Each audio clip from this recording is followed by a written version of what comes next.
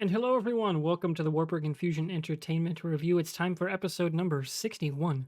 I'm your host, Thomas, aka MrWartburg. Alongside me, as always, is Patrick, aka Mr. Fusion. Greetings and salutations, everybody. So, Fusion, it's time for episode 61. We're going to be talking Ant-Man and the Wasp: Quantumania, as well as The Last of Us on HBO's episode 6 that dropped a couple days ago. We're recording this on February 21st. It's Tuesday. Took President's Day off mostly because I was grinding away on Horizon Forbidden West. I put 60 hours in that game and finally got the platinum. Nice. Haven't done my new game plus yet, but that I'm saving for the DLC because that only comes out in 2 months. So I'm glad I Cool. actually kind of waited because the timing on the DLC is perfect. Because now 2 months away, new DLC, another new story in that universe I really love. So I had to rock the PlayStation shirt because I was playing so much of that over the weekend. So that was mostly what I've been watching beyond Star Trek Picard. Our usual intros, of course, are what we watch and play. Picard was excellent. Episode 1 of season 3, banging start. Like, awesome stuff. Plus, Todd Stashwick's in there as maybe a bad captain, or is he going to pull the Todd Stashwick special where starts off as an asshole everybody hates, you love him by the end? I don't know. Plus, he was on Terry Metalis' last major show, which is 12 Monkeys, where he had that kind of arc, and it was epic. And I kind of synergy. Jonathan Frakes was on Michael Rosenbaum's Inside of You podcast, which is a great show. Yep. Mm-hmm. And that was a hell of a podcast episode. So if you haven't watched that, you should definitely go watch that. I love his podcast. It's a really good. Very insightful, podcast. Yeah, Frakes. I haven't often listened to one-on-one stuff with him, but he's awesome. Like, he's just incredibly cool. So it was a great podcast. So Fusion, what have you been up to? Man, honestly, I finally wrapped up my week and a half long binge of all 12 seasons of Big Bang Theory. Finished it up actually yesterday afternoon. Really good show, man. I do kind of regret not watching it as it aired on CBS, but then again, I also am a cord cutter. I cut the cord in. You didn't get OTA? No, I didn't. You could have definitely done that because you got all the signals. Yeah. I just never really after I cut the cable cord, I just kind of really gave up on network TV for the most part. Honestly, like I would still watch cable shows, that I could still find through on demand and all that. Like Justified aired, what was it? When did Justified start? Was it 7? It was like 0809-ish. It was after the writer's strike. Yeah, and it ended in 15, right? Yeah. That sounds about right. Yeah. So that, I would still catch like FX shows like that, like Sons of Anarchy and all that. But I just like network TV. I would occasionally watch CSI. That was really my only favorite show from when it first started out. I would catch it out here and there, but I never really got into Big Bang Theory because I started the first season and then I cut the cord and I just kind of let it go. And it would be on Netflix or whatever streaming service after each season. I never jumped on it, and I really liked it, man. It was a good ending to it and everything. They capped it off nicely and got some cool stuff out of that. I mean, the main three, they made a ton of money off of that. They made so much money. Jim Parsons made almost 180 million off that show. Like Kaylee Cuoco made like 170 million off of it as well. But they made really, really great NBA contract off of that. Well, yeah. So yeah, like they basically were getting salaries, and then the other two regulars, and then they expanded by adding Maya Bialik and Melissa Rauch to the roster. They were guests in season 3, and then in season 4 they became regulars. But like the big three were getting $1 million per episode, and the others weren't getting as much. So the I guess you could call them the big five because the other two guys had like almost $1 million, where the big three were getting $1 million, and Mayim and Melissa were getting like 200,000 an episode. They all took pay cuts to make sure that they can like double their per episode. Like that's really cool, man. That one thing that's really cool. But in return, the studio gave them points, and that's where they made a ton of money. After each season, they were making a ton of money. Plus, they get syndication points. So not only are they all three of them are worth like 180 million each, 4 years after the show ended, but like now they get like 10 million a year off syndication. That's crazy, and they will for a long time. Yeah, I mean, because it's one of the high, outside of I've from what I've read, Seinfeld's syndication numbers are slowly decreasing because of the age of the show. but also like Friends has dipped down in syndication, but apparently for like the last 10 years, The Big Bang Theory, when it finally was able to hit syndication while it was still going on, their syndication numbers are still through the roof. So it's like, okay, they're gonna make a ton of money off of the show for years. But what cracks me up is that one of my favorite voice actresses now, Kaylee Cuoco, who's probably one of, I'm gonna say for me, she's probably the best Harley Quinn. You know, I think she's fantastic, voicing the character. Um, she was worried about never finding work again, and I'm like, dude, you're never gonna have to work again. Honestly, if you're making 10 million, you made $100 million If I was off the making that kind of show. money a year, I would just go buy a house in the middle of nowhere and stay in it. Well, I wouldn't do anything. that's why like Jim Parsons, yeah, he went back to going because he was originally a stage guy, right? He went back to doing theater, and he's just like, yeah, I could just go back to New York and do theater all I want, which is he's done a few small projects, but some of the others have gone on to some pretty big shows. But like John Galecki is kind of quiet the last since the show ended. So it's like when you have that money, you know, they're just I'm sure they're enjoying their life now. Good for them, man. But I mean, hey, those are one of those, hey, it's deserving though, because in the internet era, like in the streaming era, they were still getting on network TV. That show particularly 20 million viewers an episode. Which is That's nuts. crazy to think of. That's crazy to think of when like when you get 2 or 3 million, it's considered popular because of how thinned out viewership is. But the fact that that show was still getting 18, 19 million in its final season, that just blows my mind, man. That's crazy in the era we're in. But hey, man, it's a good show. If you never really caught it, You know recommend what I it. would You know recommend? what's that? Same era, CBS. Person of interest. That's next on my list, man, because I was talking with a buddy of mine today about that because he was like, "Oh man, yeah, I love this show," and he's not really big into geekdom, but he loved the show. And I said, about the whole cord cutting thing, and I'm like, that I actually said it was like, I never because of that, I never got into Person of Interest, so it's something I have to jump into now. Yes, it's So all on HBO Max, and you will yes, it absolutely love is. it. It I is know. fantastic. Yeah, but what got me was it came out in a time where CBS was full of crime dramas, Yeah, right? and that's And why it got made, and I love and it that. was It's pit, just yeah, it's how I I don't pitched know. it. They pitched it the first, like almost the first season as that. Every trailer, every commercial, its first season was pitched as a crime drama. So I never really got into it. I was like, Yeah, yeah, but go I've into had it. enough of that. They should have pitched it more as a vigilante drama, because that's really what it. And then it gets into the AI, like Sci-fi-ish, yeah. sci-fi-ish, but it starts with more as a vigilante drama, and it's fucking awesome. Oh, So the other show, so what I want to do is I want to go in, knock out Person of Interest, and then my next one would be to jump into Mr. Robot because I never caught Mr. Robot as yeah, well. I didn't watch that one either. I'm told the first 3 seasons are pretty damn good, and then I think they say season 4 it kind of gets a little weird, but it sucks, man. Good shows like Dexter, amazing show. The first 4 seasons I think are some of the best TV out there, and then it just fell off the rails. So, but hey, they all can't be Breaking Bad. 5 seasons are, That is certainly 100. true.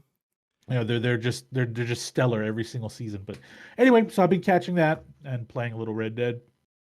That's really it, man. Keeping it really low key. Got a chance to relax this President's Day, and then Sounds good. kicking up some gaming. This I'm gonna try to knock out some Forbidden West this Oh, weekend. great game. I Uh, think the first one, like I said, the story is a little better. Like you can 100% tell. Oh, Gorilla actually Sony let them use facial animation this time. Good. Like the first game, very, very Yeah. stilted. Very not. Yeah. I want to say it's very early PS4, Xbox One era. They weren't quite there with facial animation. Even post Last of Us, it took a while to really like look at the jump between the first Last of Us to the remake, right? Like Sure. it's not quite as drastic of that kind of jump in facial animation, but it is noticeable. Like Aloy specifically, like damn, they did not fuck around. It game's gorgeous. It's beautiful. Still Well, got some bugs, but I got a PS5 for Christmas, and I just haven't. It came with Forbidden West. I just have to just yep, sit down and knock it out, real which I'll real good probably do that. game. I'll do that, So man. before we jump into our main topics, of course, we are live at twitch.tv/MrWartburg, where we stream these roughly every other week, maybe every week if content's tight. Like this month's going to be kind of nuts with terms of releases coming up into March. Yep. Like next week alone, we've got Mando Season 1, Creed 3, and Cocaine Bear all in a 7-day window. That's a lot. Yeah. So we'll be talking about all those for sure. And then the Hey, week, Cocaine Bear alone is enough. yeah, and then It 2 weeks deserves. after that is Ted Lasso Yeah. and Shazam in the same week. Yep. And then the week after that is John Wick 4. Mhm. Like that's a lot of good stuff coming out in the month of March. And of course, if you're in chat, if you're in chat, sound off. Let us know what you're thinking of the show, as well as our takes on the two topics we're going to talk about tonight, which are Ant-Man and the Wasp, Quantumania, and The Last of Us Episode 6. So let's start with Ant-Man and the Wasp, Quantumania. I may break this out as a specific section on YouTube, and if I did, hey YouTube, you should click the link below for the full podcast episode. But moving into the actual topic, Fusion, I did a solo review of Ant-Man and the Wasp: Quantumania, which if Yep. you didn't watch, that's fine. It was just I had to put some thoughts down to kind of help myself get in this mode, critical thinking at least. I actually really enjoyed it compared to most people's take on it, I guess. So, what was your boilerplate, big picture takeaway from the third Ant-Man film? Oh man. Fun movie, beautiful. The quantum realm cinematography was stunning. Jonathan Majors is an effing rock star. Like he is the best. Like I don't think that anyone else could have been Kang or just Nathaniel Richards and all of his variants, right? Um, there's a lot to like about this movie, and there were a few things I didn't like. And if I had to give it, like, I'll go ahead and say this. I'll give my kind of my score because I did watch your video. I did watch your review, and I think scores can kind of put our own personal stamp on it, right? I know people don't.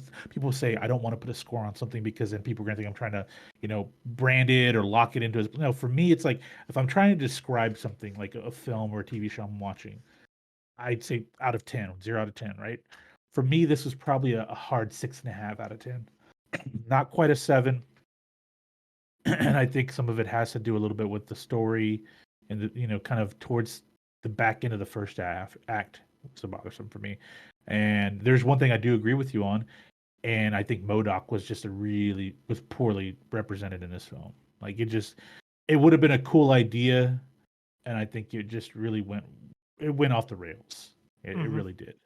But yeah, that's really, and of course, if the post credit scene, like it got me excited because we're jumping into another section of season 2 of Loki that I'm kind of really happy about. So yeah, I would say 6.5 out of 10, man. Okay. Could have been could have been better. It was much better than Ant-Man and Wasp, but not as good as the first film. I actually pretty much wholeheartedly agree, minus some quibbling about I had it as a 7 out of 10, basically. Okay, okay, Um, I think we agree on the main points. Jonathan Majors, absolute standout performance. yep, Short of No Way Home, I think it's the best villain performance since Endgame, by far. yeah, Not counting some of the TV shows, because they've actually had some decent villains. Obviously, the return of Wilson Fisk, um, Loki's kind of anti-hero relationship with his alternate self, right? Like, that was a really well done, because that one doesn't really even have a traditional bad guy yeah, when they get there in the story. yeah. Um, but this one, man, Kang is just menacing. Yeah, he was a tradition. This was probably as close to a comic, like a really good comic book battle arc that you're gonna get in the MCU. Like because you think about like the villain, right? And it's Kang. Kang was like just maniacal. He was menacing.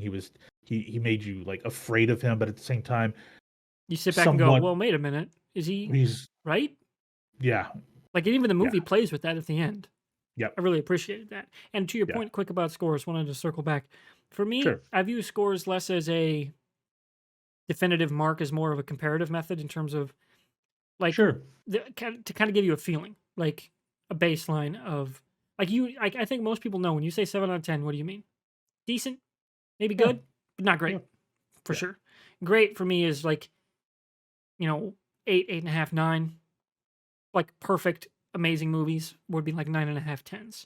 yep, Like Winter Soldiers in that camp, yep, right? Like the Infinity War Endgame back to back. Like that's in that camp. Whereas this is a definite rung below, maybe even two. But by no means am I saying it's a bad movie. It just one big thing it misses on, something that really could have elevated it. Like you said, the secondary antagonist Modoc, yep. complete and total whiff. And this is where we're going to move into spoilers. So if you're in chat, this is your warning. Well, I don't think we've said any major spoilers so far. I don't think so. No, So, spoiler warning. Having Modoc as Darren Cross on paper is a damn cool idea. If you're going to Yes, set yes, it up as a trilogy, continue some arcs from the first movie to where they're at now, that's a cool idea. Execution was completely fucking terrible. Number one, he's yep, played for laughs, which is like, okay, but then you're also trying to set him up as dangerously unstable and might kill everyone. Like, okay, that doesn't jive. yep. Like, if you want to stick, we're gonna stick to comedy. They needed to have his redemption arc happen like immediately. Like, have him from the jump tell Scott like through the back channel, "Hey, I'm just fucking with Kang. Like, we're fine. Like, I'm not gonna let him destroy the universe, right? Like, I may be crazy, but I'm not that crazy." Instead, they pull this bullshit redemption arc at the end where he dies as a hero after he tried to kill Scott's kid not once but twice. Twice, yeah. Like, what? Marvel, what are you doing? Just let him go out a bad guy if you're going to have him do that. Just let him I die a think bad guy. Or, you said that was probably the most Disneyest thing to do to yeah, that character, like and that's true, man. they That's on Disneyfied point. the arc there in terms of they neutered it. Like they Yeah, just watered it down to what could have been much more emotionally impactful, or at the very least, done where he was at in the first movie, which the guy's crazy. Like he's yeah, nuts. The suit broke his mind, right? Like yeah, the fact that he wasn't using the right kind of helmet broke his mind. Carry that through, have him continue to be nuts, but then realize at the end, well, yeah, I can't let Kang go and like destroy the multiverse. I'll work with you, Scott, here, but I mean, when this is done, I'm still gonna kill you, and then have him die anyway. I think that would have been way more in line with the character, and not been. And then if you're gonna do that, you don't play him for laughs, like how he looks with the face reveal and everything. That was stupid. It was just over and over again dumb. Every time an enemy realized, or one of the heroes realized it was Darren, just like this is stupid. Why are we doing this? yeah.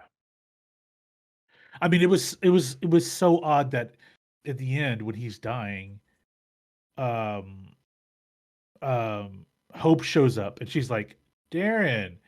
And for someone that, years before had to fight him off, basically help prevent him from trying to just destroy the world and kill everyone around him, including her, it was very, her reaction was way too comical. Just, oh, hey, wow, this is awkward, like, and I get it. This is Ant-Man was a bit of a light. And I will say this though, overall, the movie itself had a much darker tone, which I appreciated it needed to be for this purpose of introducing Kang the Conqueror, right? It couldn't be Kang the Conqueror versus a bunch of slapsticky comedy. Like it Mhm. couldn't be Thor Ragnarok meets, Jason Voorhees or something like that. It wouldn't work. So they had to take a darker tone. I will say this too. I thought Paul Rudd was phenomenal in this movie, especially when he was angry and like he went after Kang. Like it just that just to be able to see that side of him, like just I like kind of almost like he snapped in a way, to just, and then that final and the other thing is that final battle was I thought it was great. I thought the final battle was beautiful, like the well designed and all a lot of the intricacies of it and the timing of it was great. They balanced the humor a much better for the most part in the third act until we got to Modoc's death, but I will say, kind of in the second act, the pacing seemed to slow down a little bit. And I know that's kind of a problem, a reoccurring theme with a lot of the mediocre to decent Marvel films. But this one just felt like I don't know what happened there. I think part of it is that when we get introduced to Modoc, like and it's revealed it is Darren Cross. I think at that point it became are we having is it a Yeah, it comedy? was like a tension, like total Yeah. immersion break Yep. because it was so Because uncanny valley and it looked weird. It just kind of I whatever, mean, however you were vibing with the movie, boom, that yeah. happens and you're like, what's going on? And that's I not a and I good was thing to be asking. Not and I that was way. worried about Bill Murray's character doing that. And he did his it did like his role in the movie did not stop the serious pacing of the film, right? For him to just be Bill Murray, right? I thought his character worked and he wasn't too over the top. But then like to have it kind of like and it wasn't like a dichotomy, a back and forth of like lightheartedness and seriousness back and forth all the time with Kang and Modoc. It just didn't make sense. And to see Kang to make these kind of angry comments or yelling or threatening Modoc, it just really felt kind of odd to me. It just didn't really fit, you know? I really yeah, I they could have done it they could have had another character be, like, kind of that whipping j that court Like, if you were jester. gonna have him be redeemed, Yeah, just have MODOK, like, basically, he's not human when they meet him. Like, his yeah, mind is suppressed, right? and And they then re-engage his mind or something, yeah. yeah, like, maybe it's Scott cracking a joke, and that, like, is what breaks Kang's programming or something, right? Yeah, Like, that would have worked so much better because that's the only thing that really specifically fails. The rest, it's kind of subjective in terms of it's different for everybody. But for my money, if you liked Farscape, the show, okay. this movie's for you. Yeah, Like, that's fair. of the beyond maybe the first Guardians, this is the most Farscape shit you're ever gonna get in the MCU. Yeah. Down to the whole like translator issue, which is in the pilot of Farscape, like I mentioned in my solo video. Like, do you remember that show, Fusion? Yes, I So remember that that in show. the pilot, he doesn't understand any of the aliens, what's going on. Yep, He's in this entire new part of the universe.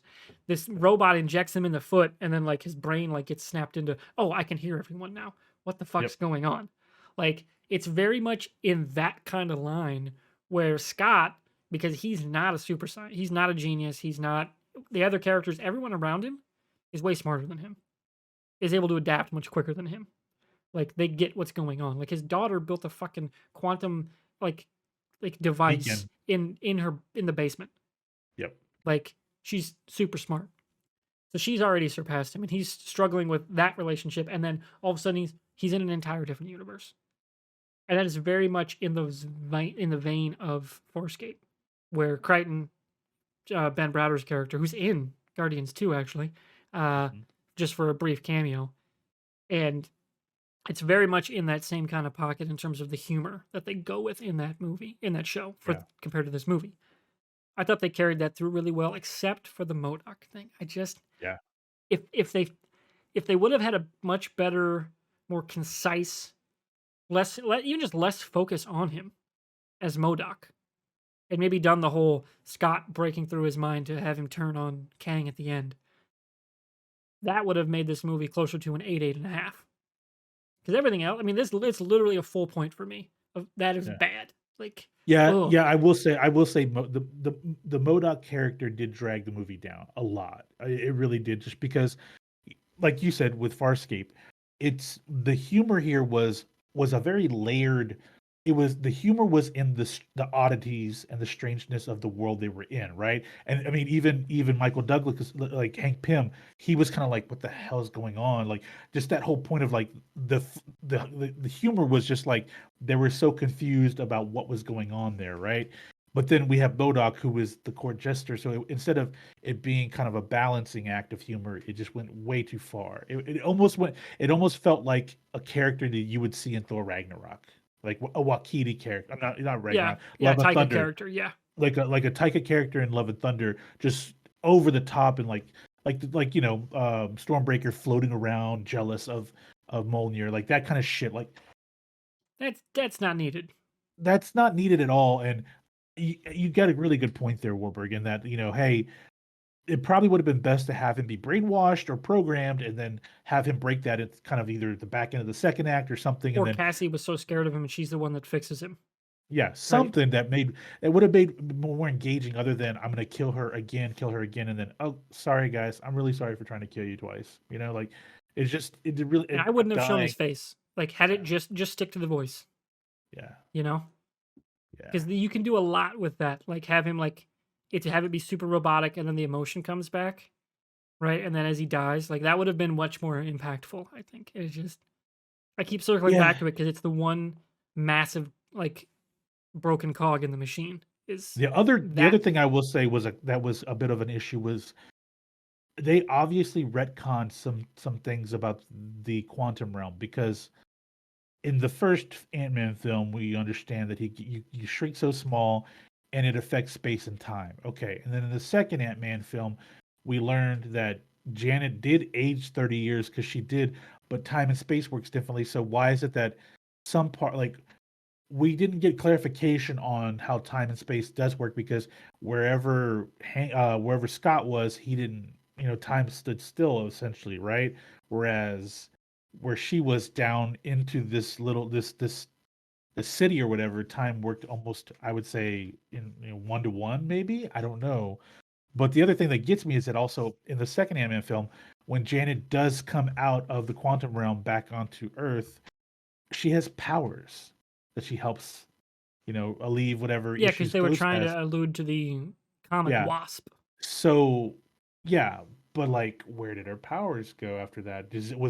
Was it just residual energy from coming through the quantum realm, like coming from back from the quantum realm? Like that just gets completely dismissed and I know they kind of do a quick handoff of like, hey, I don't remember the quantum realm looking like this the last time I was here. When Hank says that, and she's like, oh yeah, there's just different worlds within the quantum realm. Okay, that's fine.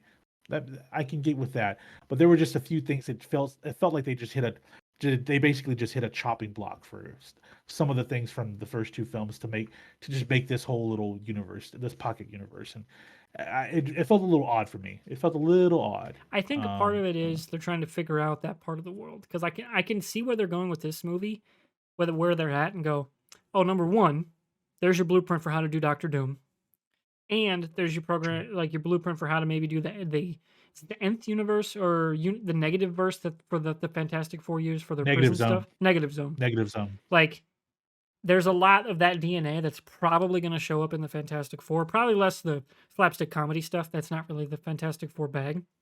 They play it more. I don't want to say tragic or more tragedy, not Yeah, tragedy. sciency and Yeah, yeah, a little comedy. Yeah, more, they're on more of the a little drama more side. dramedy. Yeah, they're a little Dramedy. more That's the word I dramedy, was trying to get to. Dramedy. dramedy. They're more on the dramedy side, Yeah, especially with the relationship with Reed and Doom. yep, So like that's going to be a little bit different because they're equals ish, right, in terms of intellect. yep, As much as Doom thinks he's smarter. So that's going to be a different dynamic in terms of hero versus their villain. But yeah, like that Kang, I mean, Jonathan Majors, to circle back to the opening point, yeah, Jonathan Majors is going to have a hell of a month here. Number one, maybe the best MCU villain. And number one, he's been set up to be the best MCU villain long term. The Council of Kangs post credit scene. We're going to see him again in Loki season 2. That's coming yep, out, I think, this summer. I think that's going to be in yep. June. I think May or June. Yeah, Yeah, because yeah, they pushed the Marvels. That's to yep, November. Because it seems like they're finally pumping the brakes and going, it was too much. yep. Yeah, they've said that they may not release Moon Knight this year. It may just be Loki, and it may just be I think it's Loki and Echo. Echo. Loki, No, I thought no. Echo's done. Echo's done, but they haven't made an announcement on Moon Knight or Echo yet if it's going to come out this year. Wait, I for my money, it's going to be Echo in the holiday season, same window as Hawkeye was in. Marvels is going to be before then. That's the November Okay. release, like Okay. first week of November. So the two series that we know of that are going to air this year on Disney Plus are Secret Invasion and Loki season 2. They have Plus, we not have to given take a into winner. account when the Star Wars ones are, Yeah, that's true. particularly But Ahsoka. what I meant was more of just the MCU content. Yeah, in I terms of think where you're that we're right. going to release on Disney Plus, I think they are. I think they are going to spread them out a little more. So which don't makes be so shocked. much sense. Yeah, don't be shocked if that timeline that they have till 2026 of all this stuff gets pushed a little bit into 27. Like maybe because they were supposed to release both Avengers films in 26, weren't they? Yeah, that ain't happening. I don't think so. I think because it's Kang Dynasty first and then Secret Wars, right? Or am I That flipping sounds those? right. Okay. I have a feeling Secret Wars will probably be spring of 2027. It makes sense to do that, man. Yeah, Two Avengers films on top of TV shows and other movies. that's so That's a much. that's so much to put in 26. That That's would so be so much. much. Because then you also have you're gonna have next year, you're gonna have Fantastic Four, right? Hmm. So you're gonna have to if Fantastic Four comes out in 24, maybe 27. 27 is the next Fantastic Four film, but then you have the X-Men at some point. People are clamoring for X-Men. When are you going to get something from the mutants? It's Yeah, just yeah, it. But the thing is that we've got Jonathan Majors to spread him around a bunch of content, like a bunch of MCU content, the next 3 years, and I'm okay with that. yeah, that's going to be hella fun. Speaking of Because Jonathan remember, Majors, this is the cool part because we have Fantastic Four coming out in a year or two, and don't forget, Kang is the descendant of Reed Richards. yep, He's Nathaniel Richards. So you could kind of have him do some type of cameo or some like tie into the Fantastic Four as well. It just there's so many things that you could have, and I'm okay with that because I thought his screen presence was phenomenal. Like just the ability to kind of have compassion for him in certain moments, but then he just shifts into complete and utter rage. It's just it was great. And that final battle between he and Scott was great. I had fun with that. I really did. Yeah, that was fantastic, and I'm hoping Creed 3 is just as good because Jonathan Majors' performance from this gives me so much hype for Creed 3, and I was Oh already fairly man, hyped for Creed 3. yeah. Michael B. Jordan and Jonathan Majors facing off. Are you kidding me? That's gonna be incredible. And as much as it was cool to have Rocky in the first two, let's let Adonis Creed have his own story. Like let's have it, and I'm fine with that. But it's gonna be weird. Are they gonna kill off Rocky, or is he retired and we just don't even reference him at all? Like, you know, it's Yeah, just yeah, I hope he it'll gets a be good send weird. off. I imagine it's gonna be a harken back to the Creed 1 cancer story, which was pretty. That was heavy. Yeah, So I imagine they're gonna allude back to that because that in universe makes sense. that movie doesn't get that first film doesn't get It's talked about damn enough. good. It's a really good movie, It's a man. It great really is. legacy sequel. I was actually talking with James Davis about it on Twitter a little bit. It just fucking works, man. Yep, it does. And speaking of, if you're on Twitch, we're gonna watch that movie in Discord. We're gonna watch Nice. Creed 1 and 2 probably this weekend because Yep, 3 drops next Friday on yep. March 3rd. So I'll probably go see it Thursday actually. Um, but I'm really looking forward to it. We'll have to find some times for that. So let's shift gears here for a second. I'm going to take a quick break and break this part out for YouTube. Um, but we'll be back to talk The Last of Us episode 6 in just a moment. Yeah, let's do that. All right, and I'm back. Ooh, So, time to talk about The Last of Us episode 6, The Ties yep. That Bind, which aired this last Sunday. So, since you started first on The Last of Us, or on Man, I'll start first on The Last of Us. Go for it. So, my initial take, this one should have been at least 10 minutes longer. Maybe Okay. maybe just 5, but the pacing was weird. Like we got through some pretty heavy beats in rapid succession in a way that I don't know was necessary. Because I don't think HBO would have cared if they went long. Unless it was a cost thing, I don't really know. But so we finally get to Wyoming, meet Yep. Tommy. Then immediately Joel and Ellie have their big fight because he tries to leave her or dump her off on Tommy.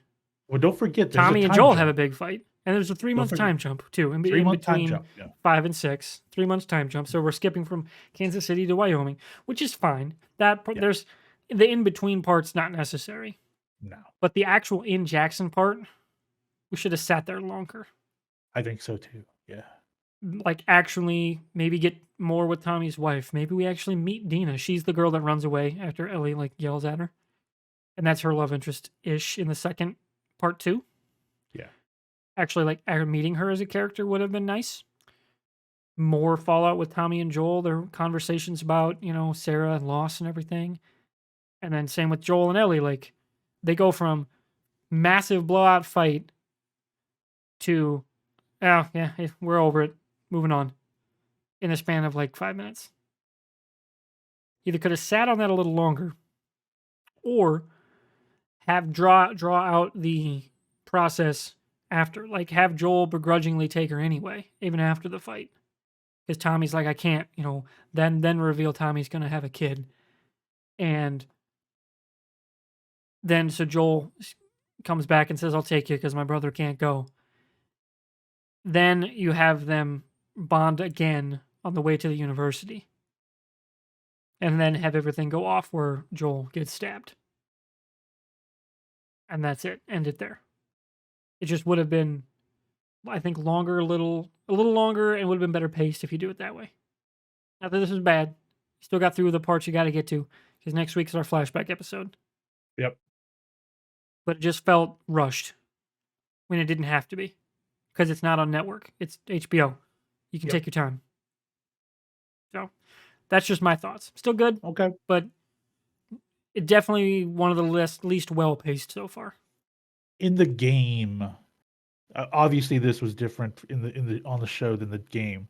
Whereas where Joel is impaled, he's impaled by a metal rod, right? Not a weapon I think so. because he fell. He falls when they're trying to flee from the raiders, he falls and he gets impaled by a metal bar. Um, do you know how long that is? The period of recovery in the game? I don't remember. I don't remember either. I was trying to think about that today, and I'm like, "Ah, I couldn't remember this early this evening. I couldn't remember. But anyway, I think it's a better move to have it be a stabbing because obviously we only have a few episodes left and we don't want to spend too much time, right? And earlier in the episode we did a 3 month jump, so it's like we can't just be jumping and jumping and jumping like that, consistently. That's going to frustrate people. So at least with the stabbing, he could be out of commission for a couple of weeks, right? Rather than it be longer than that, right? Um, I liked the layout and the design of Wyoming. I thought it was cool to see just like the lights and the structure of things really felt like okay, they were laying foundation for part two to take place obviously in season two. Um Dinah, the thing with Dinah was interesting because everybody thought it was her, and the producers have kind of quasi said it is, but then at the same time, one of the other producers says it wasn't. Like not confirmed, not didn't say it wasn't, but just kind of not Yeah, confirming that. But yeah, but I thought I thought it was a good episode. The other thing the one thing that did bother me is unless it's related to the next episode, which is the flashback, because we see it in the sneak peek, but what the hell? What happened with Ellie's character in this episode to go from kind of just not laid back, but kind of just more subdued to just completely go? She felt unhinged for most of the episode for me, yeah, she was and I'm extremely combative, yeah, even more than very the combat. pilot. I mean, from the get, like okay, not I can't say from the get go because when they were tested by all the guys when they were surrounded on the mountain, the hillside, she wasn't as combative, but the moment that she got into Wyoming, up until the time she left, she was super combative with everyone, and I thought that was really odd to me. And unless there's a part of the story in the flashback that explains why, okay. But I'll say for now, it felt a little odd. It I felt a think little they were odd. trying to go with the subtext that she knew Joel was gonna leave when she saw his brother, right? That Yeah, yeah, he was in much better shape. He's like, and she's seen that Joel's like having those like issues where she doesn't know like is it his heart? Like he's having those panic attacks basically. You yeah. know, she could kind of feel that he was trying to disengage, Okay. and that's what made her act out. I could see them doing that. I just don't think that was explored enough, like to really not. Don't get me wrong, you can't really over explain subtext, otherwise it's not subtext. But it just didn't, I think, come across effectively enough for. So like I kind of got it, but it took me like actually sitting down to think about it to see it. It didn't Yeah. hit me watching the episode. That's what's happening.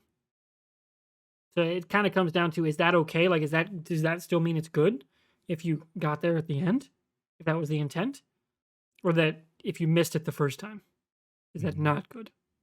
I don't Yeah. know. That's again, art's subjective. So like, it's not objectively bad here. It just for me wasn't as well done, theme wise, pacing wise, compared to some prior episodes. Still good though. I appreciate the fact that they're very fluid with the story itself because um they they're consistent with the like callbacks and things like that because when he finally when the brothers when Tommy and Joel finally have the actual real conversation and Joel tells them everything that happened, it felt like, oh, okay, like I was worried that Joel wasn't like we were gonna have that scenario that we get in so many dramas where it's like you're going to know my pain, but I'm not going to tell you what happened. And you're just going to have to make assumptions for the rest of the series or the rest of the season or whatever, right? I wasn't ready for that. And then, finally he broke down and told the whole story. I'm like, okay, at least now we know that Tommy knows what's going on, right?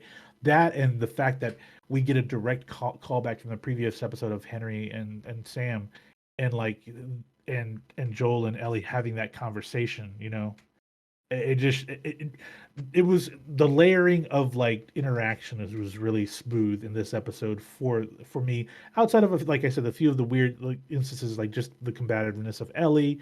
um I think they and Pedro Pascal did a good job of making the Joel character feel a little weaker, but at the same time we're I really think that we're gonna have to get a point where we get the Joel that we've been hinting about, the darker side of him. Like we're gonna have to get, and that's probably gonna be in episode 8, going into the finale. Obviously, like the big moments that happen at the end, we know that.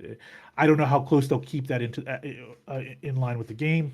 Probably a little deviation from that, but I think that we're at some point we're building up towards a snapping. Like he's gonna snap, right? So. Um, I like the callback at the song to the end of the episode. The Depeche Mode, "Never Gonna Let Me Down Again," but it did like a slower version of it was really interesting to me too. So they do a really good job with this show in terms of like just keeping things together and moving forward. I am going to be interested to see how much it may stutter with this flashback episode. Obviously, we're going to get cuts back and forth between Yeah. her How trying to care interspersed is that for, going to be?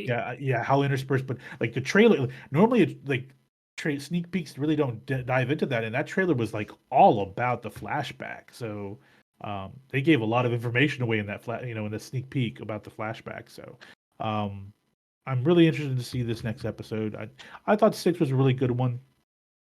I'm not going to say this has like been the most amazing show because I have had a little bit of an overkill of zombie stories, but this is a little bit different, obviously. So I'm okay with it. But it's not like a Ted Lasso where it comes in and like it's a perfect show, the first 2 seasons, and everything feels great about that show from start to finish. Well, it's just a tone This, thing. It's like I was reading, I think it was a Polygon article saying that like the biggest problem with those kind of stories is there is no hope. yeah, that's the problem. Yeah, It's like you still need to root for these characters in a world where there is no hope. yeah. Like you, the creator, are telling the audience this, and you're still wanting them to root for these characters. It's a testament to the writing and their acting ability that you still do, but there's no hope here. Like it's a dark, dark story. Like to call back to one of our favorite seasons of any show, Daredevil season 3. Yeah. That is heavy. Oh Like, that God. is emotionally draining, but Oh man. it works because you get that emotional catharsis. Yeah. Last of Us doesn't have that in terms of No. that hero wins in the end, and it's like actually good. Like all you're left with is the question of, is Joel the bad guy? And obviously that's spoilers for where they're going to go. But I mean, if you're this far in, you know what's going on with The Last of Us and what the universe they're setting up here. Like that's all we're left with, and that is definitely an interesting story. Is it just too much with what's going on, right? Like in terms of where we're at culture wise, obviously post pandemic, is that something that's going to vibe well? Yeah. And obviously it's doing well viewership wise, so clearly it is. Maybe we're the outliers there, and I'm not saying it's bad. I quite enjoy it. It doesn't have those cathartic moments for me. And they may service up a swerve here, and they may have, because they did it in Game of Thrones. They may Well, they to may to go to season 1 House of the Dragon, they don't have Rhaenyra, or the aunt, or her dad's cousin, I guess, bursting through the floor yeah with a dragon and just fucking shit up. They don't have yeah those kind of like, and that was obviously a big spectacle action piece. I'm not saying The Last of Us should do something like that, but like that was a fuck yeah moment. yeah. Last of Us doesn't really have those so far. So we'll see where they go and if we can get anything like that. And it's not like they can really do something like that to make you just go, yeah, Other like a than Thor you're gonna arriving in have that, you're Wakanda gonna kind of have that moment. moment, and then you're gonna have to sit back and go, "Oh, we shouldn't have thought that." Yeah, Like that's what the finale's gonna do, yeah. and I'm very curious to see how that plays. Not just the night of, but like the week after, 2 weeks after. Like, what are people gonna be talking about with the finale? Because I remember when the game came out, people talking about that finale. I remember part two's finale being talked about. Yes, yes, I'm yes, very yes. curious how the wider audience is gonna view this finale. Assuming, to your Ah, point, man. they don't Yeah. deviate too much. If they don't deviate too much from the first game's ending, I have a feeling that like the general viewer is not going to be very happy. I have a feeling they want some type of bow at the end of season 1, and You don't get it. It's like a story that they doesn't don't. have one. It doesn't have It's one. a Like it's a there's no one. traditional. It's a Greek tragedy. Yeah, yeah, Like that's what this is. yeah. And like It's gonna that's be I'm yeah, curious man. how that's gonna Whew. play. We don't have many of those actual stories like that. Like in terms of like big top dollar production. We don't have many true tragedies that cross over with this kind of pop culture viewership. So it's going to be an interesting thing to follow Yeah. for sure. Any other takeaways from episode 6? Um, it's a good show, man. It really is a good show. Like we both were really excited for this show to hit the to hit our feed, and I haven't been disappointed with it. I have not. There's some things that every show nowadays, because we just have a glutton of content now. We can find fault in every show now, practically, right? There are no perfect shows anymore, right? Except for Strange New Worlds, because that Yeah. was awesome. It's gonna pop. I'm just gonna, Actually, you know what? You're pretty and accurate that's because because again, like I said, uh, Strange New Worlds is Star Trek's yeah, answer to Ted Lasso, and it's fucking awesome. God, that you know what, man, you should put that quote on a t-shirt because that's really it. Like when you think about like that first season of Ted Lasso was so fucking great from start to finish, right? Yeah, Blew just caught shot out of a caught cannon.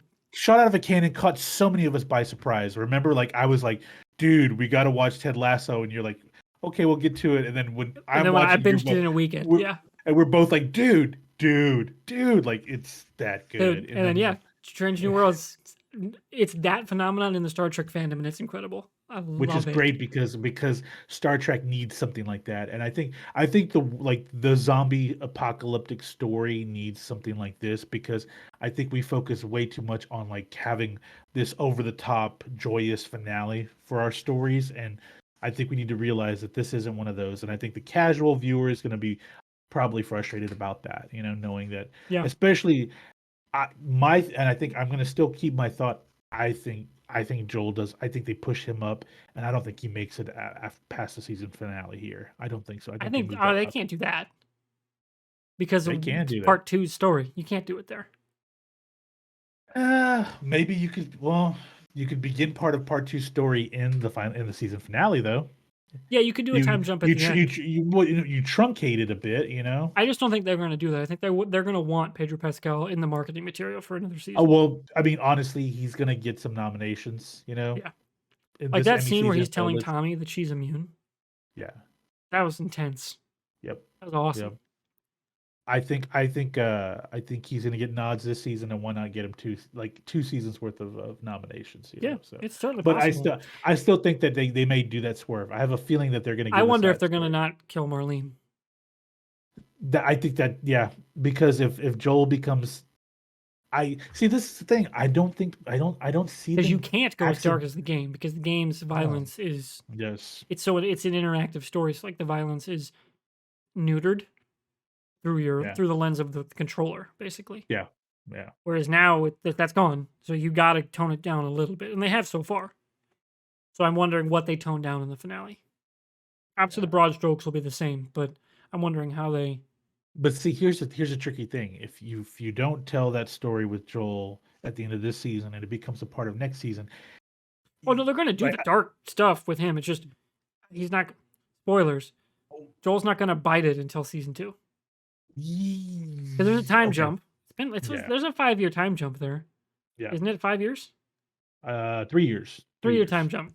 There's a 3 years. time jump, and their relationship they just start to get on a ground where they might repair it. Boom, the rug gets pulled, and he's dead. That to me, that's an episode 1 finale, season 2 story.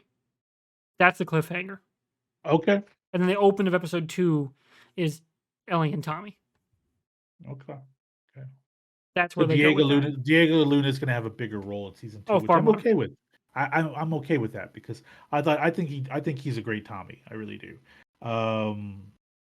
Yeah, that man, it's a good show. It really is a good show, and I'm glad we were able to get a good adaptation of a video game. I Yeah, really am. I'm hoping we get some more awesome ones like that Horizon one's looking pretty interesting, and mostly because I've played both games very recently.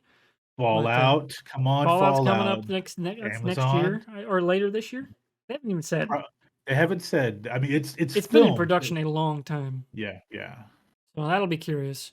And then let's Any other closing see. thoughts before we button up here on The Last of Us? No, man. It's good to have. It's good for us to have a springtime of consistent content because growing up as a kid, a lot of the stuff was pushed into the fall season. Fall season, those premieres and stuff on TV and movies that come out in the fall. It's good to be able to have this good spread out. We get a good year's worth of content, man. For We sure. can always dip in and out. Like if I wasn't a big Last of Us fan, I could just wait until the season's over with 9 weeks later and just binge it. Which is Definitely. good to have that. Good to have that. Yep. Yeah. The Last of Us, yeah. It's been fun. Can't wait to see where they Yeah. go next. Oh, Yep. and if I'm So breaking it's this gonna out break on our hearts. We it know is what's gonna happen. it's gonna destroy people. Yep. And since I'm breaking this out on YouTube, if you're still sticking around, link below. Watch the full podcast because this is a breakout from episode 61 of the podcast Fusion and I do together. All right, there's my marker for that part. So, yeah, but it was a pretty good week. Horizon ate up so much of my time. I'm very curious what you're gonna think of the game because for me it was a case of it was too big. Okay. Ragnarok kind of ran into that where it was like, oh man, you guys went from like 9 to 13 in terms of stuff to do. Like, damn, that's a lot. It's a big jump. So with the first game, I would say if you're talking about the world itself was Yeah, like the probably like collectibles, the open world exploration. yeah. It was well balanced. Yeah. Same with Ragnarok or the first God of War, pretty well balanced. There Yeah. was side stuff you could do, but you weren't going to spend more time doing that than the main story. Yeah. Forbidden West's the reverse. You're going to spend a lot more time doing random shit than the main story. Okay. But good news, you can play after the game ends. So it depends on what you're looking for. If you want to get the main thrust of the story, I would almost crank it down to easy, maybe normal. Just mainline the story. Okay. And do some side quests that are interesting to you, anything that grabs you. Don't get stuck doing the collectibles and stuff. Do all those later. Just mainline the story and the quests. I think it'd probably work better. Plus, Angela Bassett's in this game in a fairly significant role. I did not know that before I played the game. That shocked me. I was like, I know this voice. Fuck do I know this voice? Looked it up. Holy shit. Angela Bassett's in this game? Damn. Her and Lance Reddick? That's a nice pull. Yeah. Lance Reddick's character, Silence, God, what a just unique video game character. And we still have no fucking clue who he is. It's awesome. There's some pretty big hints in this game, but no outright confirmation. But man, I really enjoyed that game. Quite fun. Should I Anything go else? PC or should I go PC or PS5? Is it on PC? I think it. The first might. game is No, on PC. The first game's on PC. I don't know if it is. Now I have myself wondering. So I'm gonna pull this up. I'm probably wrong. Oh Yeah, no, it's not out. Just the first Okay. one is. Okay, just the first, yeah. Yeah, I'm gonna sit down in the living room on the PS5 and give it a go, man. Here in Heck a couple days. I think you're gonna dig it. So let me know what you think in the video games channel. All right. And so yeah, that's where we're gonna, I think, probably wrap up here for episode 61. 62 will be right around the corner. Like I said earlier in the episode, we've got a lot of content to get to next week. Mandalorian season 1 drops in what was it? Wednesday. Yeah, a week from tomorrow. Mm-hmm. Cocaine Bears this weekend, which is going to be just buck wild. Yep. And then next week, weekend is Creed 3. Yep. So 62 will have a combination of those three. Maybe not all three, but a combination of those three. So stay tuned for that. Of course, let us know what you thought in the comments. Leave a review. Help us grow the channel and or the podcast a little bit. I'd certainly appreciate it. I'm going to edit this down tonight. I should have it up by Wednesday morning at the very latest. So thanks everyone for hanging around. Of course, thank you, Fusion, for hanging and chatting about nerdy shit. Yep, pleasure as always, my friend. Yeah, I love doing this thing because it's just, I love nerding out about stuff. Yes. So if you're in Twitch chat, I'm probably going to call it here. I don't have any plans. I gotta edit. I'm tired. I spent 2 hours working on these monitor mounts. I'm exhausted. So with that, we'll see you all hopefully next week. Take care.